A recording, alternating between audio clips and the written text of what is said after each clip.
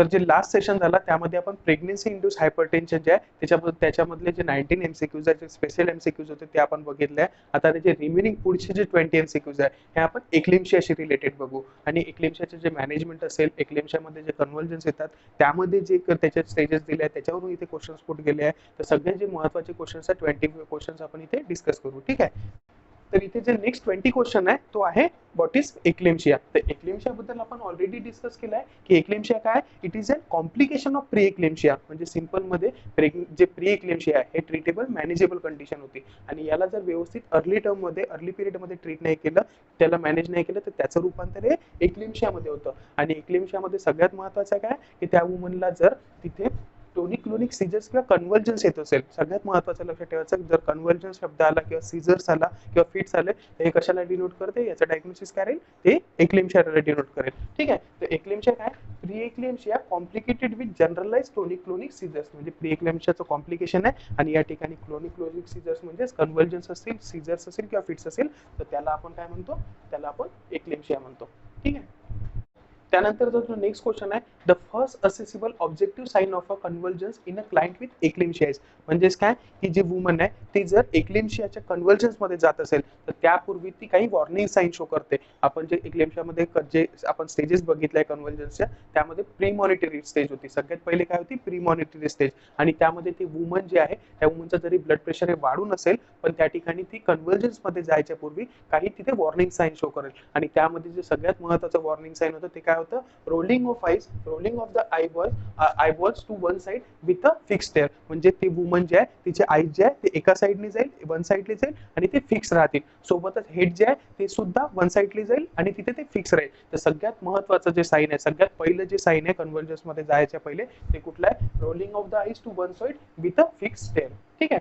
त्यानंतर जो 22 क्वेश्चन आहे, eclampsia is characterize by the following. Eclampsia मध्ये आपल्याला सगळं बघायला मिळतं फक्त एक सोडून, एक्सेप्ट काय, त्या एक्लिम्शिया मध्ये आपल्याला कन्व्हर्जन्स बघायला मिळतं. सगळ्यात महत्त्वाचं ठीक आहे, कन्व्हर्जन्स जर येत असेल तर ते काय शो करतं, डिनोट करतं, ते एक्लिम्शियाला डिनोट करतं. त्याच्यानंतर माइल्ड फेशियल एडिमा. या ठिकाणी माइल्ड फेशियल एडिमा जो आहे तो राहणार नाही, इथे सिव्हिअर फॉर्मचा तिथे फेशियल किंवा फिडल एडिमा आपल्याला बघणार. ठीक आहे. तर याला सोडून आपल्याला बीपी जे आहे ते सुद्धा 160/110 mmHg येईल आणि सोबतच मार्क प्रोटीन्युरिया सुद्धा राहील. पण या ठिकाणी जे फेशियल एडिमा आहे हा माइल्ड फॉर्मचा नसून तिथे सिव्हिअर फॉर्मचा तिथे आपल्याला फेशियल एडिमा हा बघायला मिळेल. ठीक आहे. त्यानंतरचा जो नेक्स्ट क्वेश्चन आहे 23 क्वेश्चन आहे तो कुठला आहे, which of the following is not a feature of help syndrome. जे प्री एक्लिम्शिया मध्ये जे हेल्प सिंड्रोम असतं, ठीक आहे, हेल्प सिंड्रोम आपल्याला बघायला मिळतं, एक ग्रुप ऑफ सिम्पटम्स आहे या ठिकाणी आपल्याला बघायला मिळतात. तर हेल्प जे आहे ते कशाला डिनोट करतं, हेल्प मधले एच जे आहे ते कशाला डिनोट करतं, ते एच जे आहे ते हिमोलायसिसला डिनोट करतं. ठीक आहे, हिमोलायटिक ॲनिमिया किंवा हिमोलायसिसला डिनोट करतं. त्याच्यानंतर ईएल जे आहे ते कशाला डिनोट करतं, एलिव्हेटेड लिव्हर एन्झाईम्सला डिनोट करतं. आणि एलपी जे आहे ते low platelet counts, low platelet काउंट्सला काय म्हणतो आपण, थ्रोम्बोसाइटोपेनिया. पण या ठिकाणी इझोनोफिलिया जे आहे ते आपल्याला बघायला नाही मिळतं, ते इथे एक्सेप्ट विचारला आहे. ठीक आहे, is not a feature of help syndrome. तर सगळे फीचर्स आपल्याला बघायला मिळतं, फक्त एक्सेप्ट इझोनोफिलिया हेल्प सिंड्रोमचं एक फीचर नाही आहे. ठीक आहे. त्याच्यानंतर जो 24th क्वेश्चन आहे, help syndrome is an complication of. Help syndrome हे आपल्याला कॉम्प्लिकेशन कशाचं आहे हे आपल्याला ऑलरेडी माहित आहे की हे कशाचं कॉम्प्लिकेशन आहे, हे प्री एक्लिम्शियाचं कॉम्प्लिकेशन आहे. आणि हेल्प सिंड्रोम मध्ये आपण डिस्कस केलं आहे की एच कशाला डिनोट करतं, हिमोलायटिक ॲनिमिया, जे हिमोलायसिस होतं त्याला डिनोट करतं. ईएल हे एलिव्हेटेड लिव्हर एन्झाईम्स आणि एलपी जे आहे लो प्लेटलेट काउंट्स किंवा तिथे थ्रोम्बोसाइटोपेनियाला ते हेल्प सिंड्रोम हे डिनोट करतं. ठीक आहे. त्याच्यानंतर जे स्टेजेस ऑफ एक्लिम्शिया, जे नेक्स्ट क्वेश्चन्स आहेत, जे स्टेजेस ऑफ एक्लिम्शिया आहे, जे प्री मॉनिटरी स्टेज आहे पहिली, त्याच्यानंतर टोनिक स्टेज आहे, त्याच्यानंतर थर्ड जे स्टेज होती ते क्लोनिक स्टेज होती आणि फोर्थ जे स्टेज होती ते कॉमन स्टेज होती. त्यावरून इथे क्वेश्चन्स आहे. तर जे प्री मॉनिटरी स्टेज आहे, जे सगळ्यात पहिली स्टेज आहे, premonitory stage of eclamptic seizure is manifested by. तर प्री मॉनिटरी स्टेज जे आहे एक्लिम्शियामध्ये त्याच्यामध्ये काय होतं बघायला मिळते आपल्याला, जे आयबॉल्स असतात, ऑलरेडी हा क्वेश्चन डिस्कस केलाय, जे आयबॉल्स असतात, eyeballs rolled and are fix in one direction. म्हणजे आयबॉल्स जे असेल, जर वुमन जे आहे ती वॉर्निंग साइन दाखवेल तर त्या ठिकाणी आयबॉल्स जे आहे ते वन साइडला जाईल, सोबत हेड जे आहे ते सुद्धा वन साइडला जाईल आणि ते फिक्स राहील. ठीक आहे. तर हे जे आहे प्री मॉनिटरी स्टेज मध्ये जे मॅनिफेस्टेशन आहे ते काय, eyeballs rolled and are fix in one direction. ठीक आहे. त्यानंतरचा जो नेक्स्ट क्वेश्चन आहे यामध्ये काही कंडिशन्स दिल्या आहेत, या कंडिशन वरून आपल्याला ओळखायचं आहे की कन्व्हर्जन्सची एक कुठली स्टेज आहे.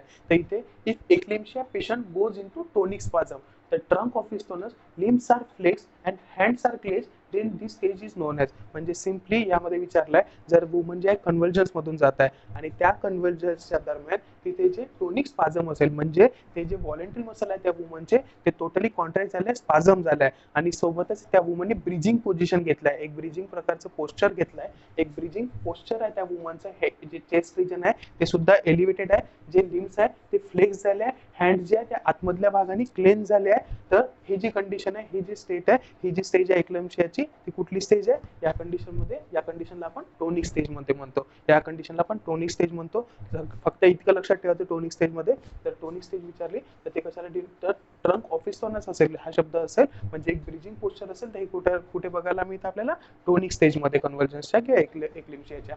ठीक आहे.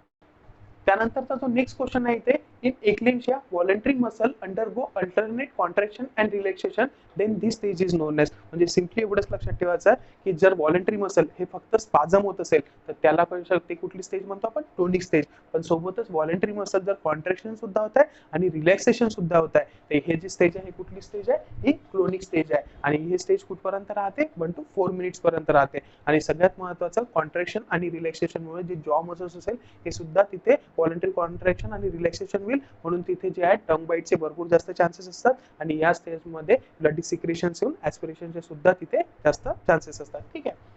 तर जो नेक्स्ट क्वेश्चन आहे, in a patient with pre eclamptic toxaemia the danger of convulsions resolved by. म्हणजे सिम्पली एवढंच विचारण्यात आलं आहे, जे कन्व्हर्जन्स येतात आणि ते जर कन्व्हर्जन्स हे पोस्टपार्टम पिरियडमध्ये येत आहे म्हणजे फिटसच्या डिलिव्हरी नंतर हे पिरियड जे कन्व्हर्जन्स येत आहे तर तो पिरियड गेल्यानंतर इथे कुठला पिरियड आहे तो पिरियड जर गेला तर त्यानंतर इथे कन्व्हर्जन्स येणार नाही. म्हणजे फिटस जो डिलिव्हरी झाला किंवा डिलिव्हरी नंतर 48 तासाच्या नंतर तिथे कन्व्हर्जन्स यायची भीती जी आहे ते भरपूर कमी होऊन जाते. ठीक आहे. म्हणजे जे danger of convulsions will be resolved by 48 hours after delivery. ठीक आहे. त्यानंतर जो नेक्स्ट क्वेश्चन आहे, the incidence of antepartum eclampsia is about. म्हणजे जे एक्लेम्शिया कन्व्हर्जन्स येत आहे तर त्यामध्ये सगळ्यात जास्त जे कन्व्हर्जन्स जे आहे ते कुठल्या पिरियडमध्ये आपल्याला बघायला मिळतात, तर सगळ्यात जास्त जे कन्व्हर्जन्स आपल्याला बघायला मिळतात ते असते अँटीपार्टम पिरियडमध्ये. आणि अँटीपार्टम पिरियडमध्ये जवळपास 50% चान्सेस आहे की तिथे कन्व्हर्जन्स येणार आणि सगळ्यात डेंजरस फॉर्मचे कन्व्हर्जन्स ते कुठल्या पिरियडमध्ये असते, ते सुद्धा अँटीपार्टम पिरियडमध्ये असते. कारण इथे स्टील प्लॅसेंटा हा सुद्धा इनसाइड आहे अँटीपार्टम पिरियडमध्ये, फिटस सुद्धा इनसाइड आहे म्हणूनच. आणि मेन सोर्स काय ते प्रॉब्लेमचा, तो प्लॅसेंटाच आहे म्हणूनच इथे डेंजर स्वरूपाचे जे कन्व्हर्जन्स आहे ना ते सुद्धा अँटीपार्टम पिरियड मध्ये आणि सगळ्यात जास्त कुठे बघायला मिळतात आपल्याला, ते सुद्धा अँटीपार्टम पिरियड मध्ये. सोबतच 30% आपल्याला इंट्रापार्टम पिरियड मध्ये आणि 20% जे आहे हे केव्हा बघायला मिळतात, पोस्टपार्टम पिरियड मध्ये. आणि 20% जे पोस्टपार्टम पिरियड मध्ये बघायला मिळतात हे फक्त 48 hours आफ्टर डिलिव्हरी पर्यंतच आपल्याला तिथे कन्व्हर्जन्स हे नॉर्मली बघायला मिळेल. ठीक आहे.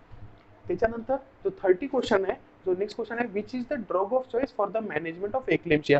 ऑलरेडी पूर्ण आपल्याला सगळ्यांना माहिती आहे की जे एक्लेम्शियामध्ये जे अँटी एपिलेप्टिक अँटी कन्व्हल्सन ड्रग म्हणून वापरतो तो कुठला ड्रग आहे, तो आहे मॅग्नेशियम सल्फेट. आणि याचा लोडिंग डोस हा किती असतो, 14 ग्राम्सचा. आणि 14 ग्राम्स मधले 4 ग्राम्स जे आहे हे आपण आयव्ही पुश करतो डायल्यूट करून आणि रिमेनिंग जे 10 ग्राम्स आहे हे आपण डायल्यूट करून आयव्ही पुश करतो. त्यानंतर most preferred site for administering magnesium sulphate is in. म्हणजे मोस्ट मॅग्नेशियम सल्फेट जे आपण 10 ग्राम्स आता सांगितलं 10 ग्राम्स हे आपण आयएम देतो. ठीक आहे. तर त्यामध्ये कुठल्या साईटवर देतो, प्रेफर्ड साईट कुठली आहे, ती आहे डॉर्सो ग्लुटियल साईट. या साईटमध्ये मोस्ट कॉमनली साईट आहे जिथे आपण आयएम हे प्रेफर करतो. तर या साईटमध्ये आपण आयएम जे मॅग्नेशियम सल्फेट आहे ते आपण ऍडमिनिस्टर करतो. त्याच्यानंतर the first sign of excessive blood magnesium level is. म्हणजे जर मॅग्नेशियम लेवल जे आहे तर नॉर्मल जे थेरपेटिक लेवल आहे, नॉर्मल जे मॅग्नेशियम सल्फेटची थेरपेटिक लेवल किती आहे, 4 to 7 milliequivalent per litre. आणि हे जे थेरपेटिक लेवल आहे 4 to 7 ची, हे जर magnesium sulphate 10 milliequivalent litre 10 milliequivalent per लिटरच्या वरती हे जर सिरम मॅग्नेशियम लेवलची लेवल हे जात असेल तर त्या ठिकाणी जे सगळ्यात पहिलं साईन दाखवते मॅग्नेशियम सल्फेटच्या टॉक्झिसिटीचं, तर ते राहते डीप टेंडन रिफ्लेक्स जे आहे किंवा जे पॅटेलर जे रिफ्लेक्स आहे ते नीजर रिफ्लेक्स आहे ते तिथून ऍबसेंट राहते. ठीक आहे. तर जे सगळ्यात पहिलं सायन्स आहे ते कुठलं आहे, disappearance of the knee jerk reflex will be the first sign of magnesium toxicity. ठीक आहे. तर जे नेक्स्ट क्वेश्चन आहे, a client is on magnesium sulfate therapy and for the repeated dose administration the nurse need to check. म्हणजे सगळ्यात महत्त्वाचं already आता discuss केलाय की मॅग्नेशियम सल्फेटचा जो लोडिंग डोस आपण देतोय 14 ग्रामचा, त्याच्या 4 तासानंतर आपल्याला पुन्हा मॅग्नेशियम सल्फेट तिथे IM 5 ग्राम हे रिपीट करावं लागतं. तर पुन्हा जेव्हा 4 तासांनी मॅग्नेशियम सल्फेट देऊ तर त्या ठिकाणी सगळ्यात पहिले आपण तिथे काही इंडिकेशन्स, तिथे सिम्पटम्स आपण चेक करू. आणि ते जे इंडिकेशन्स आहेत त्या ठिकाणी सगळ्यात पहिले जे 4 तासांनी आपण चेक करतो द्यायच्या पहिले ते काय करतो की तिथे नी जर्क रिफ्लेक्स जे आहे ते प्रेझेंट आहे किंवा नाही. तर ते जर प्रेझेंट आहे तर ते जे आहे आपण तिथे मॅग्नेशियम सल्फेट देऊ शकतो. आणि सोबतच त्या ठिकाणी प्रत्येक अवरला तिथे जे व्हायटल सायन्स आहे, रेस्पिरेशन रेट, पल्स रेट, तिथे ब्लड प्रेशर सुद्धा चेक करू. आणि तिथे जे रेस्पिरेशन रेट आहे किती असायला हवा, हा 12 ब्रीथ पर मिनिटच्या वरती राहायला हवा. ठीक आहे. त्याच्यानंतर सोबतच युरिन आउटपुट जे आहे ते सुद्धा आपण तिथे चेक करतो. म्हणून हे जे तिन्ही इंडिकेशन्स आहे हे आपण चेक करतो. आणि तरच हे जर व्यवस्थित आले म्हणजे निजर रिफ्लेक्स जर प्रेझेंट आहे, युरिन आउटपुट 30 ml पर अवरच्या वरती आहे, रेस्पिरेशन जे रेट आहे हे सुद्धा 12 ब्रीथ पर मिनिटच्या वरती आहे, तर हे आपण तिथे मॅग्नेशियम सल्फेट हे सक्सेसफुली तिथे इंजेक्ट करू शकतो. त्यानंतरचा जो नेक्स्ट क्वेश्चन आहे, a client is in the hospital undergoing therapy for severe preeclampsia. If eclampsia occurs then the nurse first priority action should be the. म्हणजे सिंपल आहे की एक जे प्रेग्नेंट वुमन आहे ती कशासाठी ऍडमिट झाली आहे, सिव्हिअर प्री-एक्लेम्शियासाठी. आणि त्याच दरम्यान सिव्हिअर प्री-एक्लेम्शियासाठी ऍडमिट झाली आहे आणि त्याच दरम्यान जर तिला कन्व्हल्जन्स आले तर नर्सिंग प्रायोरिटी त्या ठिकाणी काय राहील. तर सगळ्यात पहिली जे नर्सिंग प्रायोरिटी आहे की कन्व्हल्जन्सच्या दरम्यान त्या वुमन जे आहे तिला इंजुरी होऊ शकते, जे कन्व्हल्जन्स होत आहे त्याच्यामुळे तिला इंजुरी होऊ शकते. तर सगळ्यात पहिली जी प्रायोरिटी राहील तर protect the client from injury. आणि सोबतच इंजुरी कशा रीतीने प्रिव्हेंट करू की तिथे इंजुरी प्रिव्हेंट करण्यासाठी बेड रेलिंग जे असते ते अवेलेबल आहे की नाही ते चेक करायचं. आणि सोबतच तिथे टंग बाईटचे सुद्धा भरपूर जास्त चान्सेस असतात, म्हणूनच तिथे माउथ गॅग सुद्धा आपण अप्लाय करू. आणि अशा रीतीने सगळ्यात पहिली जी प्रायोरिटी राहील ते काय राहील, इंजुरी पासून मदरला त्या वुमनला तिथे प्रिव्हेंट करणे. आणि नंतर तिथे जे आहे तिथे पॅटेंट एअरवे मेंटेन करणे, त्याच्यानंतर तिथे एअरवे क्लिअरन्स, नंतर तिथे सक्शनिंग, हे सगळे मॅनेजमेंट राहील. पण सगळ्यात पहिली जी मॅनेजमेंट राहील ते काय राहील, इंजुरी पासून प्रिव्हेंट करणे. त्यानंतरचा जो नेक्स्ट क्वेश्चन आहे, a nurse is caring for a patient who is experiencing eclamptic seizures at present, which of the following is the priority nursing intervention. मागच्या क्वेश्चन पेक्षा थोडक्यात इथे डिफरन्स आहे. मागच्या क्वेश्चन मध्ये सांगितलं तर जर आले तर कन्व्हल्जन्स आले तर काय कराल, तर तिथे प्रायोरिटी नर्सिंग इंटरव्हेन्शन करेल, prevent the mother from injury. पण या ठिकाणी जे आहे मदर जी आहे ती करंटली कन्व्हल्जन्स मध्ये आहे, ती एक्सपिरियन्स करताय कन्व्हल्जन्स, एक्लेम्प्टिक सीझर्स तिला करंटली आहे. तर या ठिकाणी सगळ्यात महत्त्वाचं जे नर्सिंग इंटरव्हेन्शन राहते ते राहते मेंटेनिंग अँड पॅटेंट एअरवे आणि एअरवे क्लिअरन्स. इथे करेल पॅटेंट एअरवे आणि इथे एक पॅटेंट एअरवे आणि एअरवे क्लिअरन्सचं इथे सगळ्यात महत्त्वाचं नर्सिंग हे इंटरव्हेन्शन राहील. ठीक आहे.